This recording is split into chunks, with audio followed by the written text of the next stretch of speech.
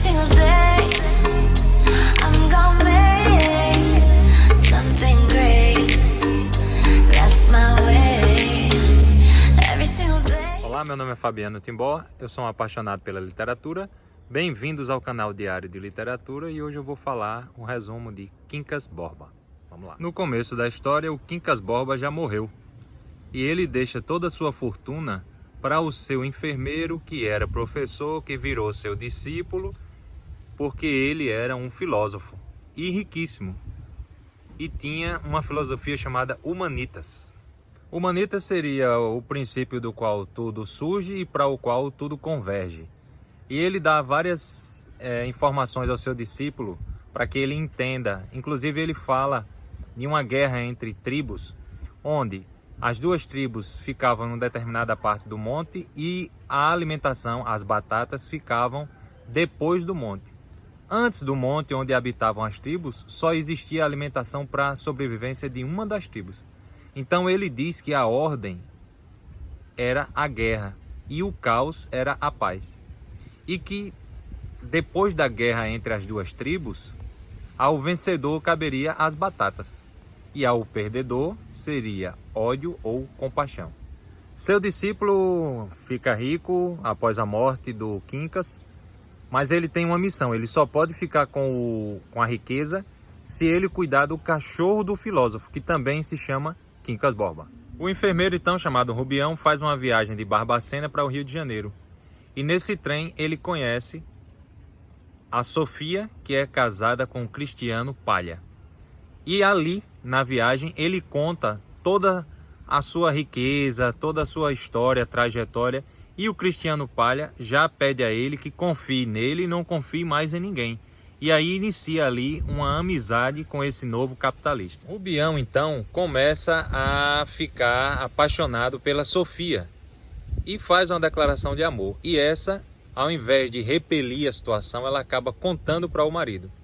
E qual não é a surpresa do leitor ou da leitora, para quem Machado escreve, que o próprio marido pede a ela que vá levando no banho-maria, porque ele deve muito dinheiro ao Rubião.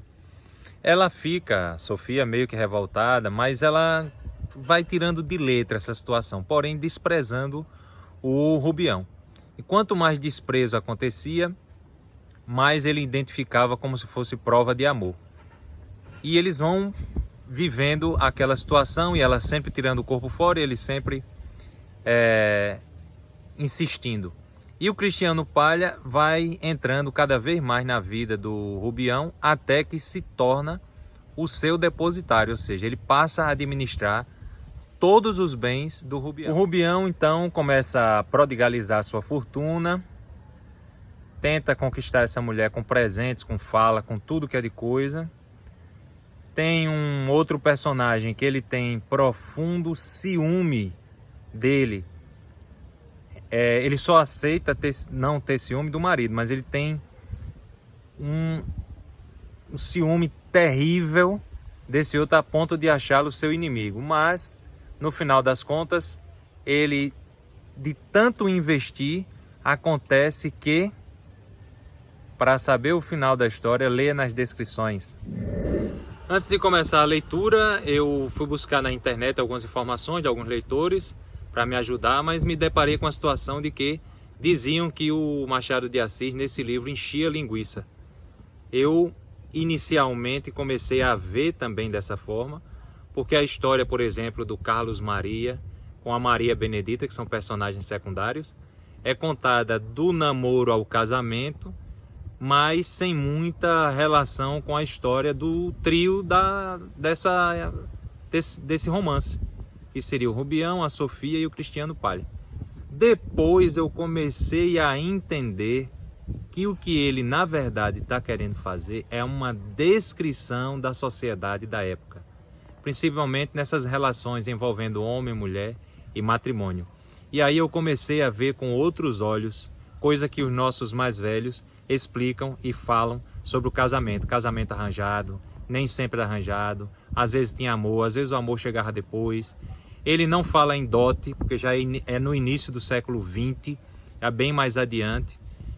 E ele não fala em dote, mas ele fala na posição social da mulher desfavorável no sentido de produzir bens, de trabalhar, como é o nosso dia de hoje e como são valorizadas as nossas mulheres, nossas professoras, mães, nossas super mulheres dirigentes, diretoras de instituições e que merecem toda a nossa atenção. A filosofia que ele diz que cria me parece ser uma paródia de Darwin, da teoria da evolução das espécies. Porque se há o vencedor são as batatas, o que é que acontece com o perdedor? A morte, a desgraça. Só que o Machado de Assis, apesar da paródia, ele faz como se fosse uma alusão nos seus exemplos, na condição do livro, à posição, à condição social vivida pelas pessoas que circundavam a corte do Rio de Janeiro.